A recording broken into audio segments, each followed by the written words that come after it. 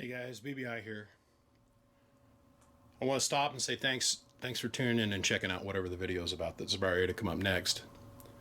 If you could take a minute and hit subscribe, I'd greatly appreciate it. And if you enjoy what you've seen here, make sure to hit the like button. We'd greatly appreciate your support. Anyhow guys, all that aside, let's get on with the show.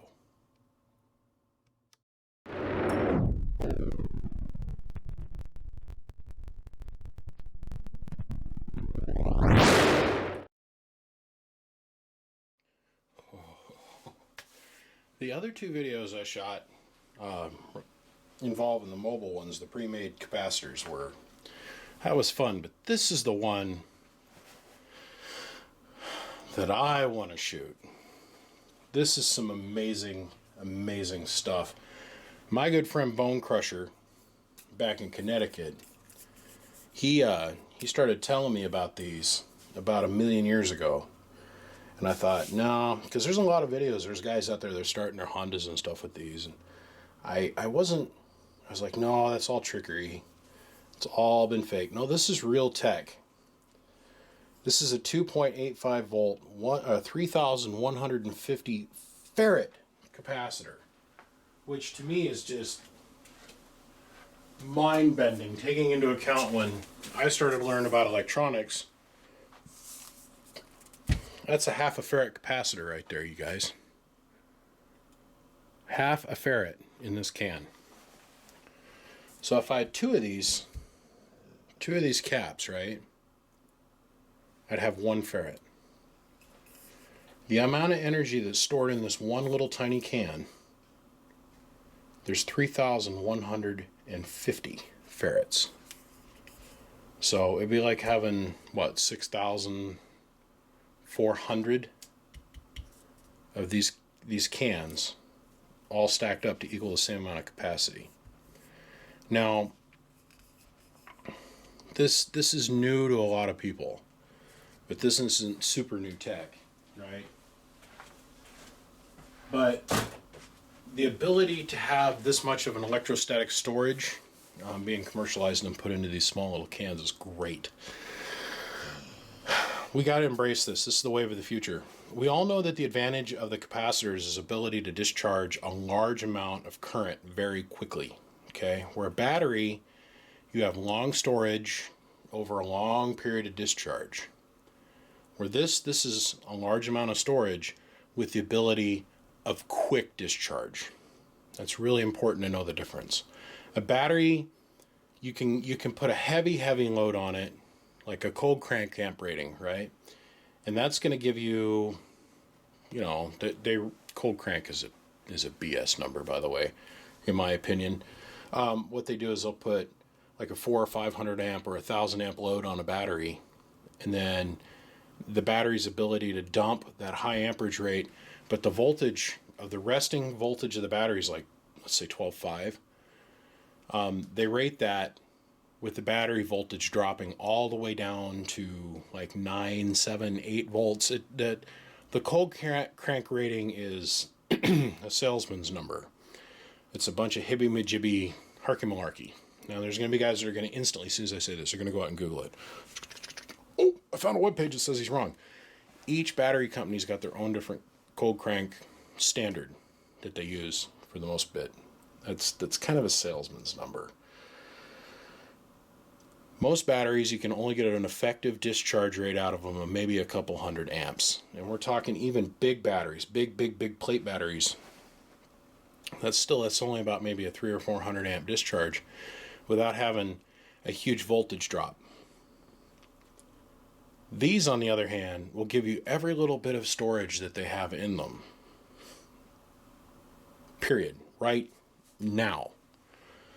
So how we can take advantage of that in the car audio world and in the radio mobile world, where we're putting, 1,000, 2,000 amps worth of load on the electrical system in our vehicle, is we can store all of that. Now, we can have a huge capacitor bank, and you got to think, like, the bass notes in your music,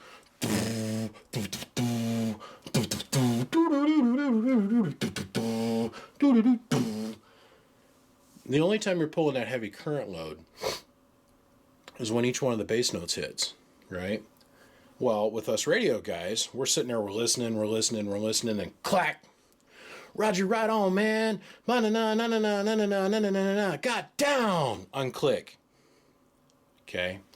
So we're talking about needing to provide a large volume, in some situations, several thousand amps worth of current for 15, 20, 30-second intervals, and then a large amount of time not underneath a load or off the key or without the bass notes playing. So that's what we're playing for. We're playing for we're taking advantage of the capacitor's ability to have a huge amount of storage, its ability to quickly dump all of that amperage so that we can use it, current draw from the caps, so we can use it right now. And then we're playing on the ability that when we unkey or we take the load away or in between the bass notes, that we can take a fairly substantial alternator and recharge this capacitor bank and replenish the amperage into the capacitor bank. You will never get me to tell you that you can use a 100 amp alternator and then somehow with enough capacitors have a continuous operation of 1,000 amps worth of load. It doesn't work like that. It can't work like that. The math says so. Ohm's law says so. It doesn't work like that. What we're playing on is having a giant bucket of current, a big giant can of stored electricity, and then we're going to sit there and pour half of it out, then stop pouring it out, and meanwhile we're going to pour current back in as it's refilling, and then pour it out again. Okay.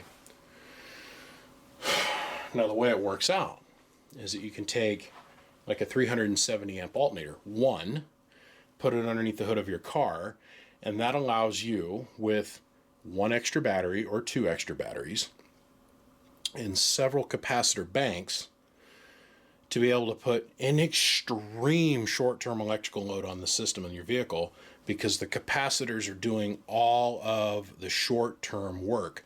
The long-term work is getting passed off to the alternator. Now, I thought I'd covered this in many other videos, but apparently I don't think I've made that clear enough. So the first one of these I did was made by another company. Nothing but problems trying to get a hold of those capacitors. The companies that sell them are a pain in the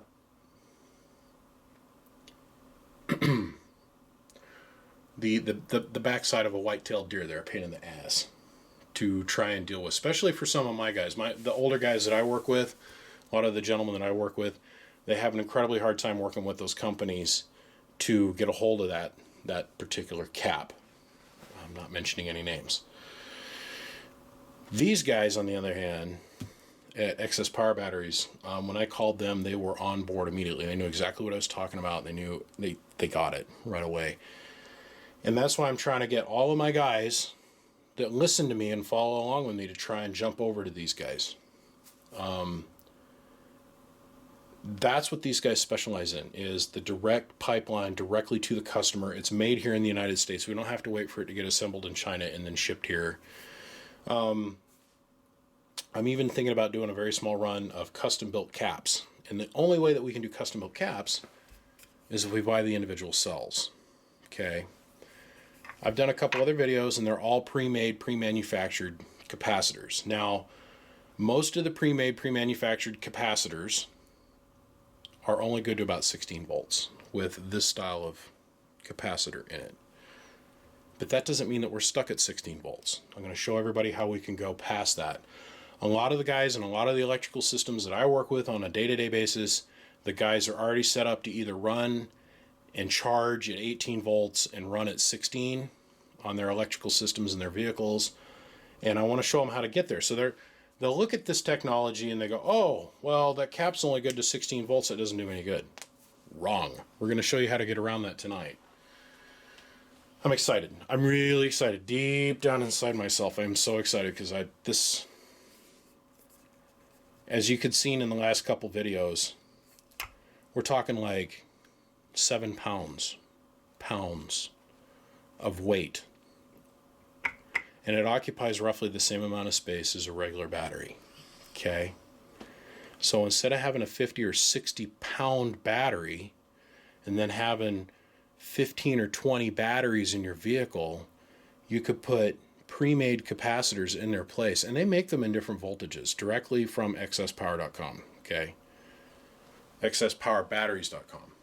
All right, go to the webpage, click on what you want, or call them on the phone, and they'll help guide you there. I don't think they're quite used to. I mean, these guys are in the car audio game, and the guys in the car audio, an amp is an amp, and me personally, my car stereo pulls 1400 amps at full load. Okay, so I mean, they're used to working with big amperage consumption.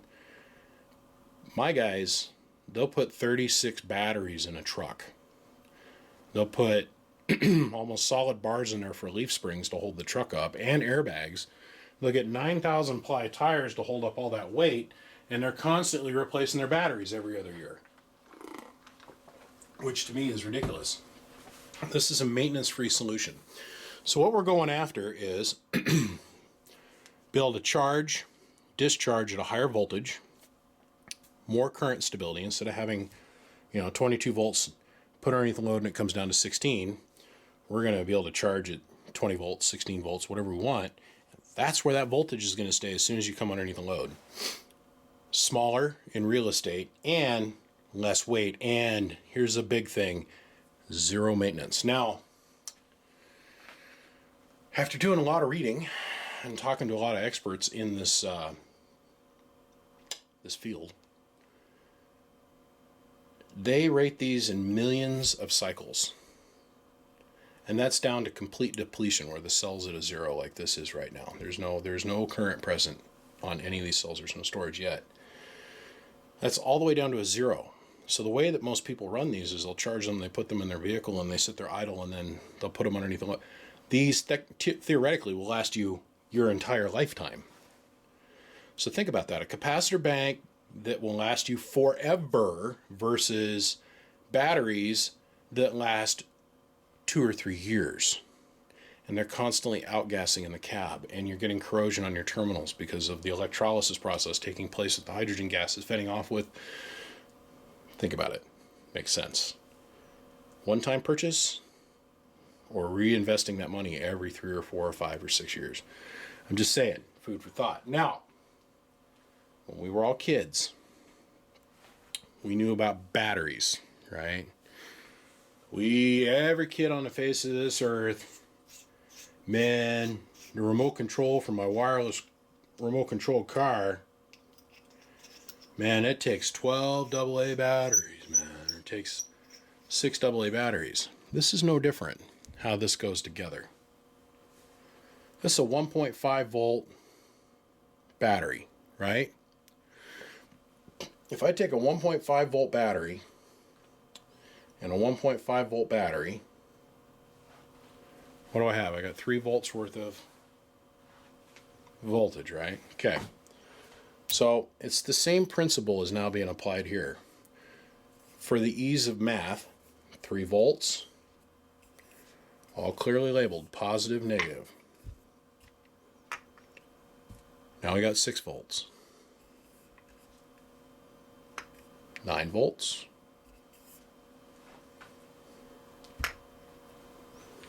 12 volts.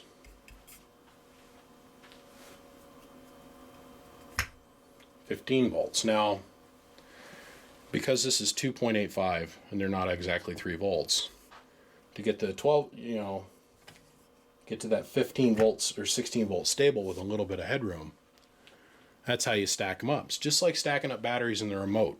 Just like stacking up the batteries in the toys when we were kids, or in your boombox when we were kids. Remember the big AA batteries?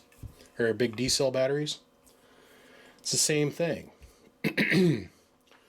So now what happens is when you start stacking up caps, your capacitance number, this 3,150 volts, gets divided. It's real simple.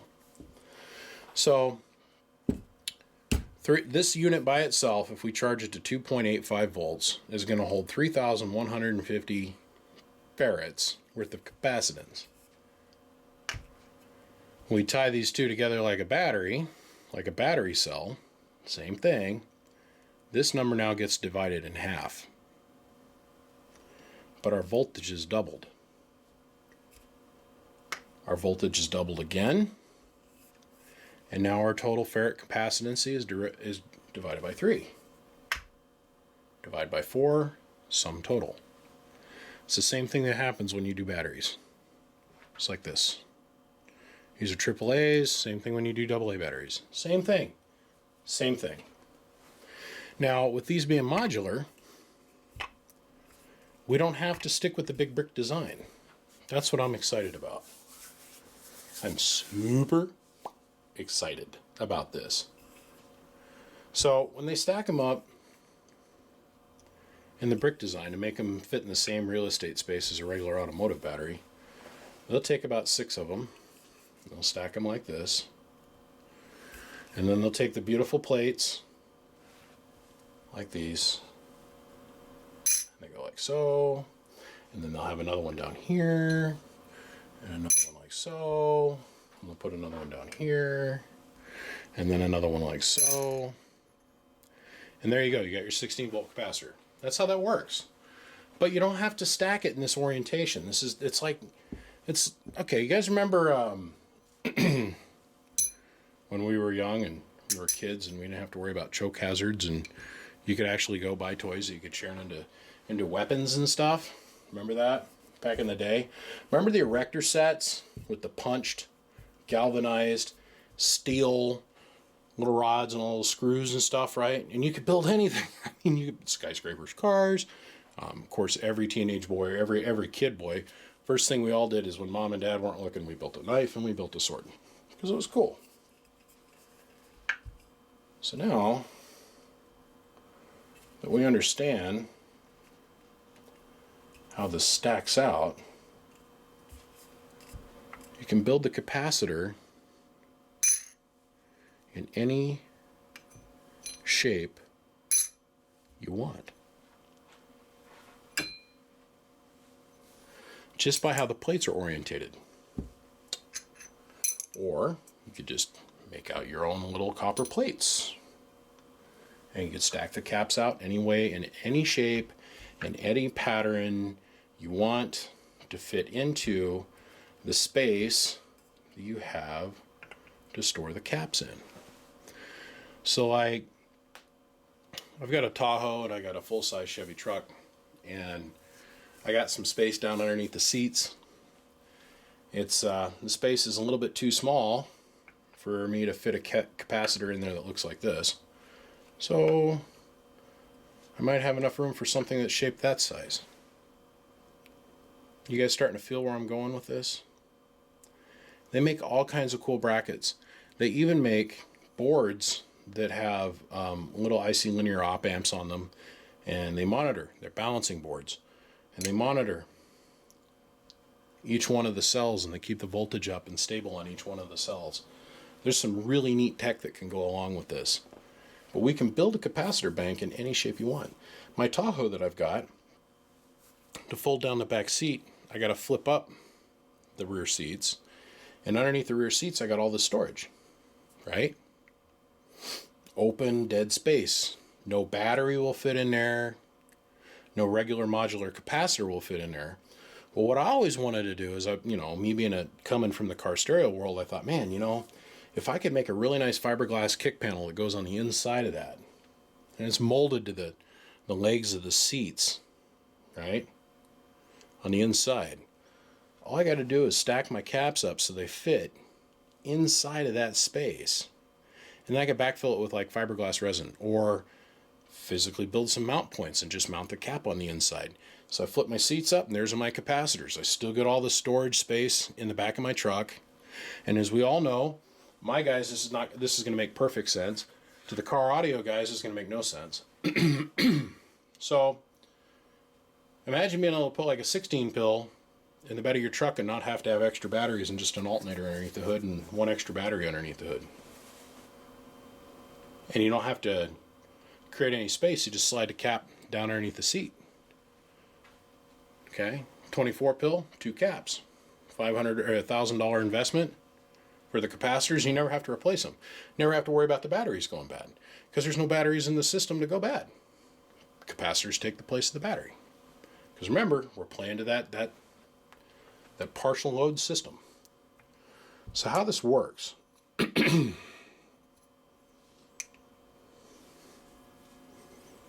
real simple.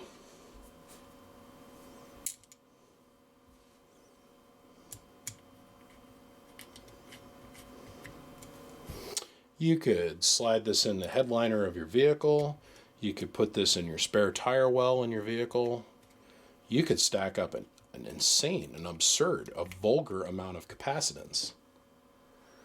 Vulgar amount of capacitance in your vehicle and give up next to nothing of interior storage space on the vehicle. These cells are not cheap to buy them individually. But in the custom world, the world to which I live in, there's always going to be a guy that's going to be calling and looking to have something custom like this built. Always. Always going to happen. See how simple this is to put together? And just by changing the drill orientation of these for the thread holes, you can literally build any shape, size, and form you want. Now there is one downside. This is a safety issue, so we've got to talk about it. You have to be able to insulate this thing from a shorting ability, outside impact, wreck, that kind of thing. Has to be hard, has to be case treated. Because this thing has got so much electrical storage inside of it, you're basically building a bomb, for lack of a better term. A lot of crazy things happen in automotive accidents. Shit gets pinched, body panels get smashed. So, just be like having a battery. You got to be ready to deal with it like an adult if you end up having a problem. So let's see, where are we? Let's do negative.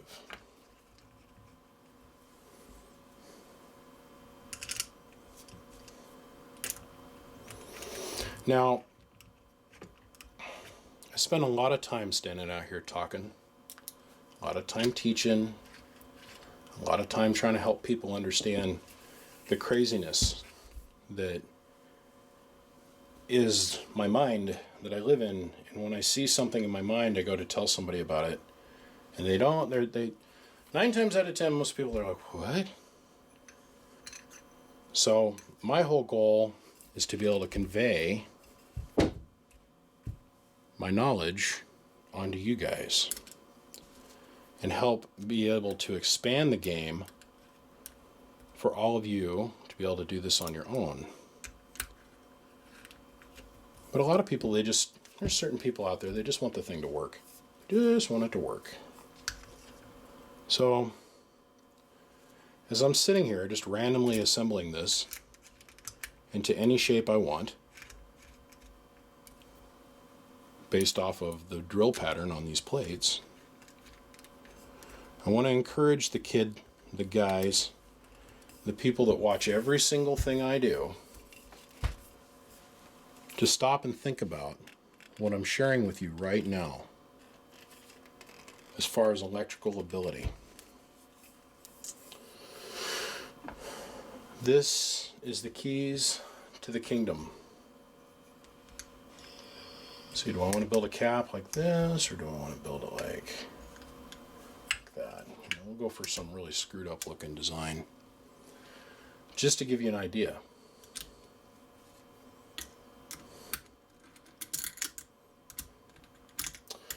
Now, within a quick search on the old internet, I found several machine shops that specialize already in making these brackets.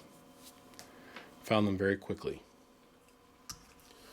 So we're not limited to just these shapes, but The guys at excesspowerbatteries.com are awesome.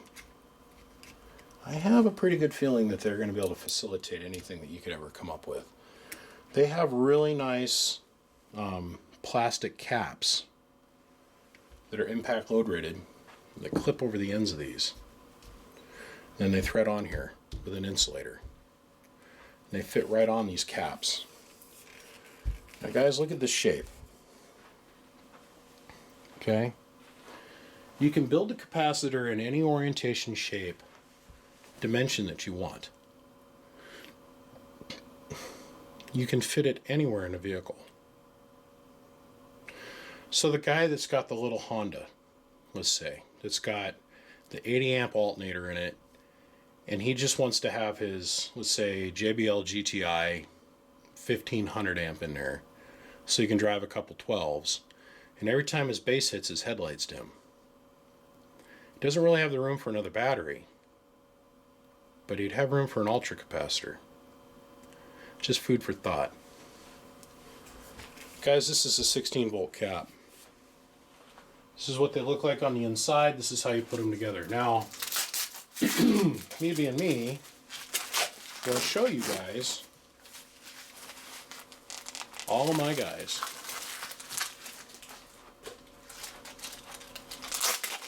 that say, well, this doesn't do me any good. I charge at 18 volts or I run at 20 volts.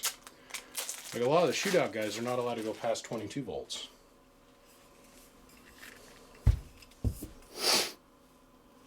Bam. All you got to do is add another cap. And then just like this, in any shape that you want to tie these together in, you've now got yourself a 20 volt capacitor. Just like this.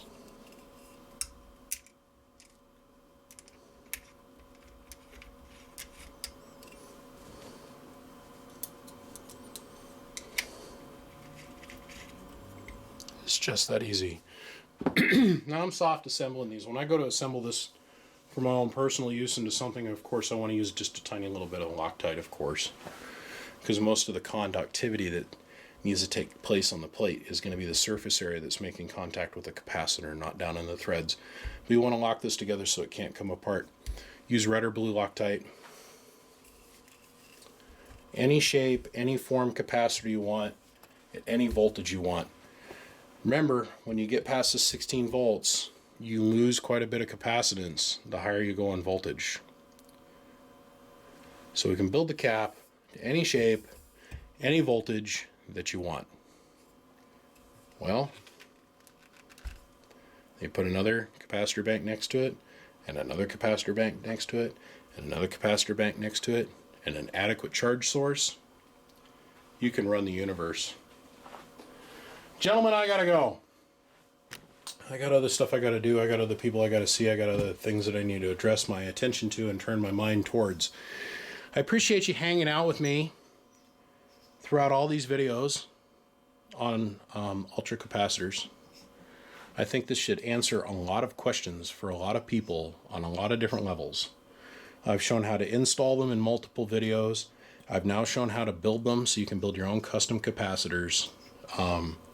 A lot of the shootout guys, I'm not going to mention one, not going to mention any names, but there's one pretty significantly that blew up here this last year, and he couldn't win anything after that because his capacitor bank blew up. Oh, I'm telling you, this technology works. Works. Guys, I gotta go. You got any questions, anything I can do to help any of you guys out? Of course, you always know. Just call me right here. Or come check me out, www.bbiamps.com, or you can talk to the pros, the professionals, the experts, and the industry leader in ultra capacitors and some of the best battery banks made in the universe. They make some of the best charging systems on the market today. They make some of the best disconnects and some of the best distribution blocks out there that money can buy. excesspowerbatteries.com. Gentlemen, my name is BBI. And there's no doubt about this. I am the biggest mud duck in Idaho. www.bbiamps.com, excesspowerbatteries.com. I appreciate you all tuning in, checking it out. We are going to move forward. Even if I got to drag you all kicking and screaming into the future, we are going forward. I'll see you guys. Bye.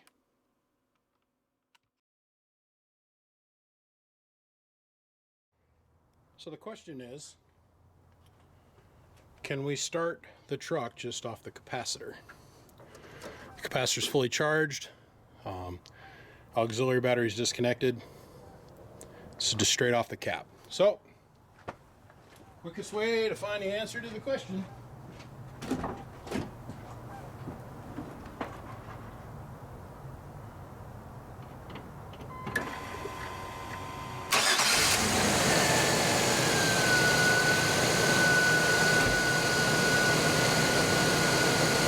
The answer to that question is yep.